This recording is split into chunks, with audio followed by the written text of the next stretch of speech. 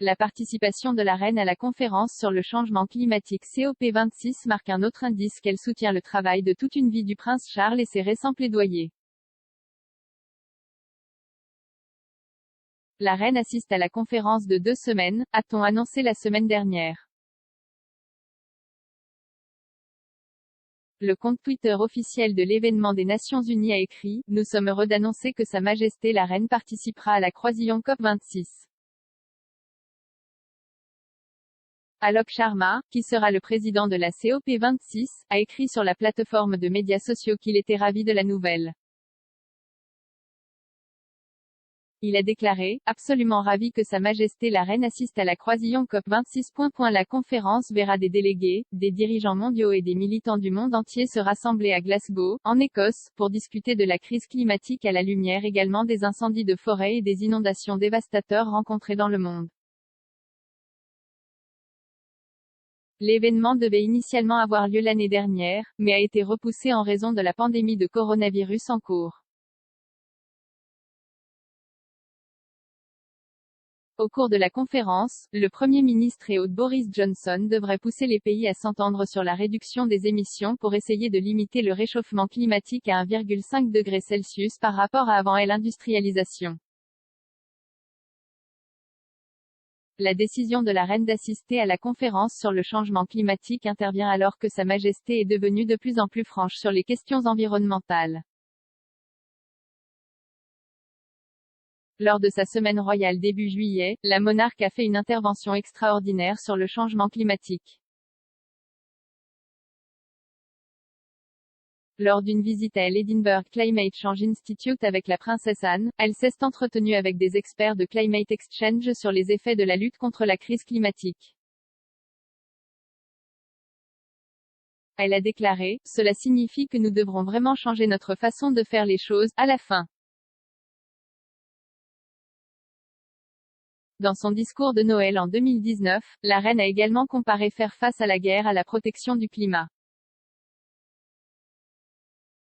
Sa Majesté a déclaré « Les défis auxquels de nombreuses personnes sont confrontées aujourd'hui peuvent être différents de ceux auxquels ma génération a été confrontée, mais j'ai été frappée par la façon dont les nouvelles générations ont apporté un sens similaire à des problèmes tels que la protection de notre environnement et de notre climat. »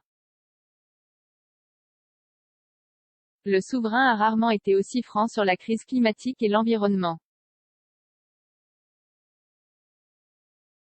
D'autre part, le prince Charles, qui devrait également faire une apparition lors de la conférence, a commencé à exprimer ses préoccupations pour l'environnement il y a plus de 5 décennies. Plus tôt ce mois-ci, il a écrit un commentaire exhortant les entreprises à passer au vert pour augmenter les chances de sauver la planète d'une catastrophe climatique. En janvier, il a lancé Terra Carta, une charte visant à unir les chefs d'entreprise du monde entier dans un engagement à mettre le développement durable au cœur de leur travail.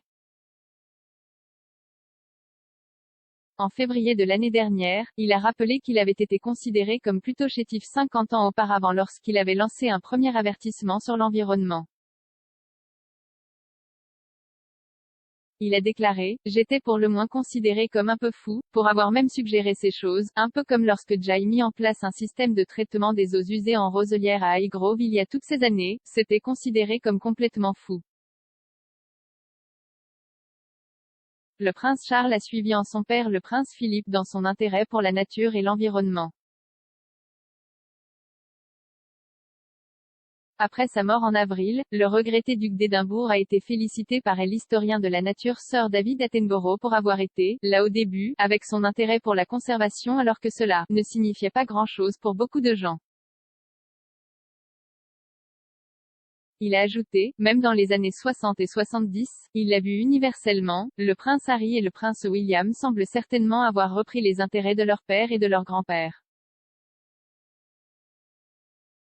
Le duc de Cambridge est le patron de l'association caritative de conservation Tusk depuis 2005 et s'est souvent prononcé contre le braconnage. De plus, l'année dernière, il a lancé le Prior's Shot d'une durée de 10 ans, qui récompensera un total de 50 millions de livres sterling à ceux qui sont capables de trouver des solutions viables à des problèmes environnementaux de plus en plus préoccupants.